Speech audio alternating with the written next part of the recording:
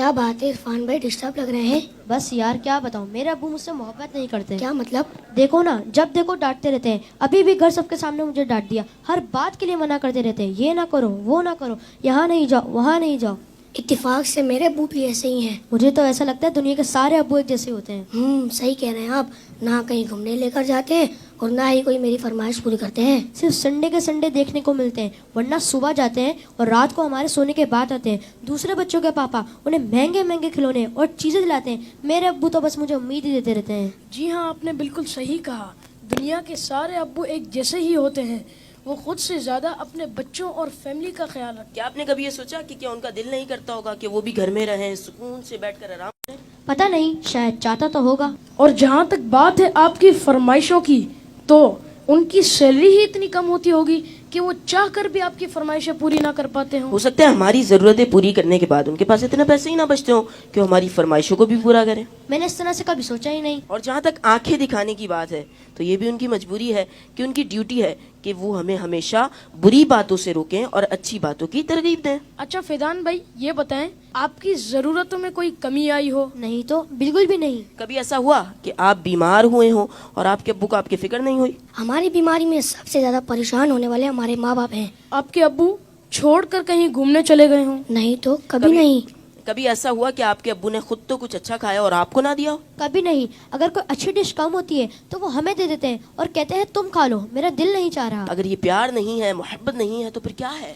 ماں اور باپ دونوں ہی محبت کرتے ہیں، لیکن ماں کی محبت نظر آ جاتی ہے اور باپ کی محبت کو محسوس کرنا پڑتا ہے. میں کتنا غلط سوچ رہا تھا اپنے ابو کے بارے میں. لو یو ابو. Love you very much. باپ ہی ہوتا ہے. باپ ایک سایہ دار درخت ہوتا ہے. آج ان بچوں کی باتوں نے مجھے اپنے والد بھی یاد دلا دی ہے. واقعی اچھے کھانے انہوں نے ہمیں ہی کھلائے، اچھی چیزیں انہوں نے ہمیں ہی عطا کی. اور وہ بچے جن کے والدین ان کی فرمائشیں پوری نہیں کرتے نا، انہیں یہ سوچنا چاہیے. صرف میں بچوں سے بات نہیں کروں گا، گھر کے اور بھی افراد ہیں، زوجہ بھی ہے، بیٹی بھی ہے. وہ کہتی ہے ابو آپ ہمارے لیے کچھ لاتے نہیں ہیں. بیوی کہتی شوہر سے آپ کچھ لاتے نہیں. اس بیچارے سے تو پوچھو اس کی مجبوری کیا ہے. صبح سے گھر سے نکلتا ہے، چاہے سردی ہو چاہے گرمی ہو. کوئی موٹر سائیکل پر جاتا ہے، کوئی بس پہ بیٹھ کے جاتا ہے، کوئی دو بسیں بدل کے جاتا ہے، بارش میں بھی جاتا ہے. کیوں جاتا ہے؟ کہ چھٹی کروں گا تو تنخواہ کم ہو جائے گی. تنخواہ کم ہو جائے گی تو بچوں کو کیسے پورا کروں گا؟ اسکول کی فیس بھی دینی ہے، بچوں کے لیے کپڑے بھی لانے ہیں، کھانا بھی وقت پر لانا ہے. ہر چیز ہمیں تیار ملتی ہے. اس کی سورس کون ہے؟ وہ سورس ہمارے والد ہیں.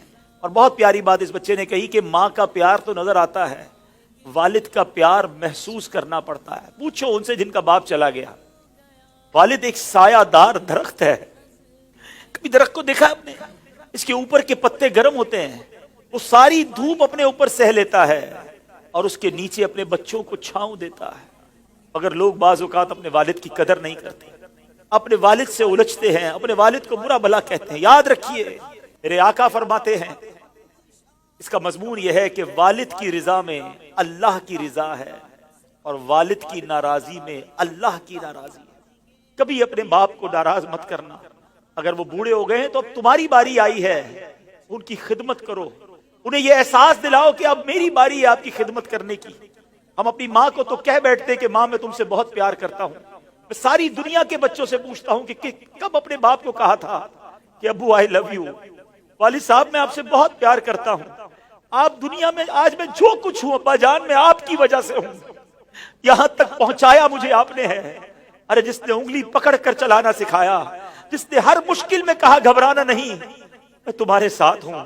کہیں پھنس جاتا تھا تو ابو کے پاس آتا تھا، وہ کہتے بیٹا میں سنبھال لوں گا. اب وہ جب چلے گئے اب پتا چلتا ہے کہ کون ہے جو سنبھالے گا. بچپن اور بڑھاپا برابر ہوتا ہے. جب ہم چھوٹے تھے ہم نے بڑی ضدیں کی، ہم نے بہت اپنی باتیں منوائیں. اب سمجھو والد صاحب کا جب بڑھاپا آ گیا تو میں نے ان کی باتیں ماننی ہے. ان کی غصے کو برا نہیں ماننا، ان کے ٹوکنے کو برا نہیں ماننا. کبھی باپ کا دل مت دکھانا. یہ مت کہنا کہ آپ کو نہیں معلوم. ارے اسے کہتے ہو کہ نہیں معلوم جس نے ہمیں چلنا سکھایا، جس نے ہمیں کھڑا ہونا سکھایا، ہر مشکل میں جس نے ہماری مدد کی. خدارا میں ساری دنیا کے بیٹوں سے، ساری دنیا کی بچیوں سے، ساری اولاد سے گزارش کرتا ہوں اگر تمہارے والد زندہ ہیں ان کو خوش رکھنا. اور بوڑھے ہو گئے تو اب احساس دلاؤ ان کو کہ ابو جان آپ نے بڑا کام کیا ہمارے لیے، بڑی محنت کی، اب ہماری باری ہے آپ کی خدمت کرنے کی، اب ہم آپ کو سکھ پہنچائیں گے، اب آپ کسی ٹینشن میں نہ رہے، میرے پاس جو کچھ ہے ابو جان یہ سب آپ کا ہے، آپ کی وجہ سے ہے۔ دف ہے اس اولاد پر جو اپنے والد کو کہتی ہے کہ یہ میرا ہے آپ کا نہیں ہے، میں نے کمایا ہے آپ نے نہیں کمایا۔ یہ کبھی مت کہنا میرے پاس جو کچھ ہے، جو شرافت ہے، جو عزت ہے، جو دولت ہے، وہ سب کچھ ماں باپ کی وجہ سے ہے، وہ والد کی وجہ سے بالخصوص ہے۔ اپنے والد کو بڑھاپے میں خوشی دینا، اور جن کے ماں باپ چلے گئے اب ان کے لیے خوب اصالہ ثواب کرے، ان کی قبر پر جایا کرے، وہاں دعائیں کیا کرے، بڑی پیاری دعا ہے۔ آؤ آخر میں مل کر ہاتھ اٹھائیے، اپنے ماں باپ کے لیے جو قرآنی دعا ہے وہ کرتے ہیں۔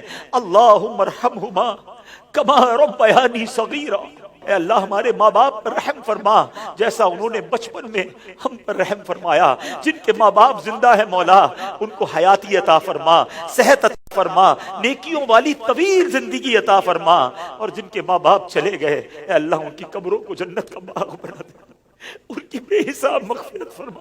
تیرے دربار میں ہم دعا کرتے ہیں، انہوں نے ہم پر بڑی مہربانیاں کی ہیں، تو ہمارے ماں باپ پر مہربانی فرما، آمین بجاہ النبی الامین صلی اللہ تعالی علیہ وسلم۔ میں ان بچوں کا شکریہ ادا کرتا ہوں، امید ہے کہ آج آپ کے اس سیگمنٹ کی وجہ سے کئی بیٹے اپنے ماں باپ بالخصوص والد کے قریب ہو جائیں گے۔ اگر کسی نے باپ کا دل دکھایا ہے آج ہی جا کے معافی مانگ لو، ان کے پیر پکڑ لو، کیونکہ والد راضی تو رب راضی، والد ناراض تو رب ناراض۔ جنت میں مصطفیٰ کے صحابہ جہاں رہے، یا رب میری دعا